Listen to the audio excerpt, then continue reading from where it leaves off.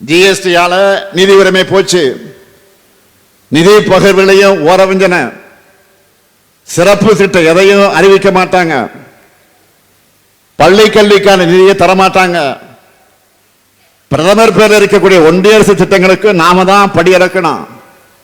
இதெல்லாம் போதாதுன்னு நீட், தேசிய கொள்கையினை கல்வி வளர்ச்சிக்கும் தடை, கீழடி அறிக்கைக்கு தடை, எல்லாத்துக்கும் மேல தொகுதி மறுவரைகரை, இப்படி தமிழ்நாட்டுக்கு வஞ்சகம் செய்வதையே ஒன்றிய பாஜக அரசு வழக்கமாக செய்து கொண்டிருக்கிறது.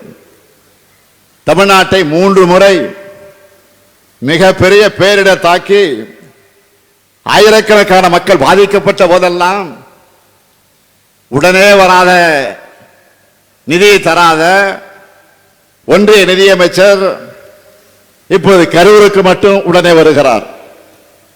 மணிப்பூர் கலவரம், குஜராத் விபத்துக்கள், கும்பமேளா பலிகளுக்கெல்லாம் உடனே விசாரணை குழு அனுப்பாத பாஜக கரூருக்கு மட்டும் உடனே அனுப்புறாங்கன்னா தமிழ்நாட்டு மேல இருக்கிற அக்கறையால கிடையாது. இங்கதான் நீங்க கவனிக்கணும், அடுத்த ஆண்டு தேர்தல் வருது.